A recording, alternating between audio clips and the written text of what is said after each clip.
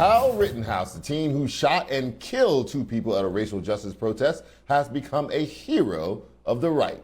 He was greeted with a standing ovation and pyrotechnics yesterday at the Conservative Turning Points USA conference as young Republicans chanted his name. One Fox reporter noted he got a rock star reception at the Arizona event. He was part of a panel entitled Kenosha on Camera, which addressed his recent acquittal for the 2020 shootings. He told the crowd that the trial helped me grow a lot and has helped me mature. His ascendance as a Republican poster boy has been swift and bizarre. But it also signals something deeper within GOP, where vigilantism has become something to be celebrated. Joining me now to discuss, Daryle Lamont Jenkins, founder and executive director of One People's Project. Daryle, what do you make of this, kind of idolizing hero worship of this young man, teenager still, and his only claim to fame is he killed two people and got acquitted for it? That's what the right likes, killing black people.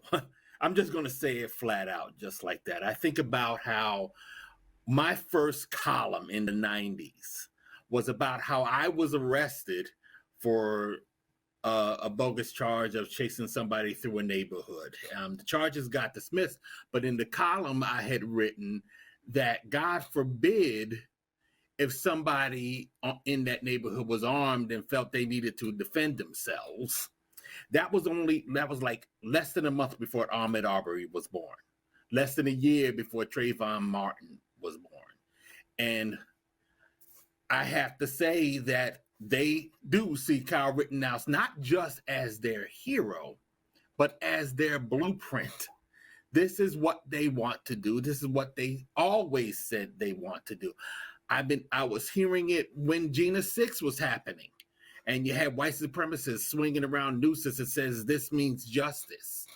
This has gone on for too long for us to be surprised. In fact, we need to bear in mind and not be surprised at the verdict that we had to deal with last month, because that's why we were out in the streets in Kenosha in the first place.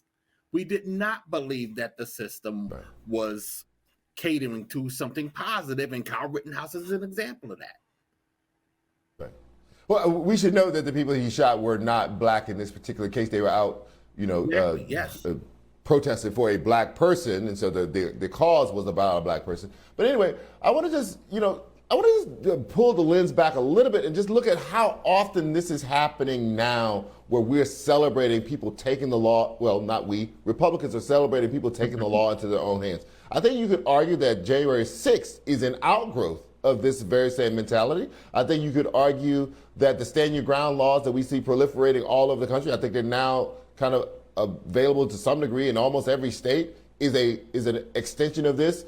It feels like the Republican conservative part of the country is setting up a system where they could do this sort of thing and not be breaking the law and get away with it. That's true. And piggybacking off of your last segment, they're also ginning up that old machine where they're looking at us as being a criminal class so that they can advance a more, I should say, legal vigilantism on their part. I mean, we just went through a mayoral race in New York City, which was between a police officer and a vigilante. And that should tell you the kind of climate that we're dealing with now. The question I have for the viewers and anybody else out there that's concerned is, what are we going to do about it? We have come too far to allow it to just go on like this. And considering we have seen this before and what it means for us as a people, where are we going to go? Next year is an election year. Next year is a midterm. We need to start addressing these concerns before they go too far, before someone else gets hurt. So what are we going to do? Are you worried at all that we'll have copycats of Rittenhouse, that people will show up in place where they live or where they don't live? He wasn't in a place where he lived. Show up saying, I'm going to bring order as a citizen I'm going to address these protests as a citizen. I will be armed in my ability, in my kind of attempt to do that. And if something should come my way, I'm going to shoot to defend myself. Is there a danger that we have copycat Kyle Rittenhouses happening going forward? Well, I'll take it even further. We're going to be dealing with a lot of people who are going to create situations on their own. In fact, they're going to be the aggressors trying to pass themselves off as the victims in something where a crime isn't even being committed. No one is doing anything wrong, but they are going to frame it as otherwise and take quote unquote matters into their own hands. That's what I'm concerned about the most. So we do have to be vigilant against that kind of thing. Yes. Are you also concerned about, all these states passing anti-protesting laws? So not only do you have the Vigilante showing up saying we're going to stop it, the state legislatures are also stepping in saying we're going to pass laws to make it harder for them to do this, period. And easier to do weird things like run people over with their cars. How do we allow this? We can't allow this. So yes, we are definitely concerned about that.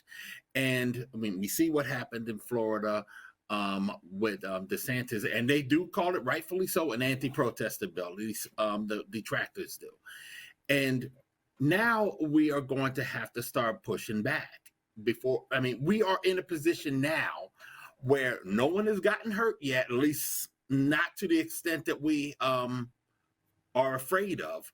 So we should take action now before things do get to that point, and we'll see what happens next year. Right.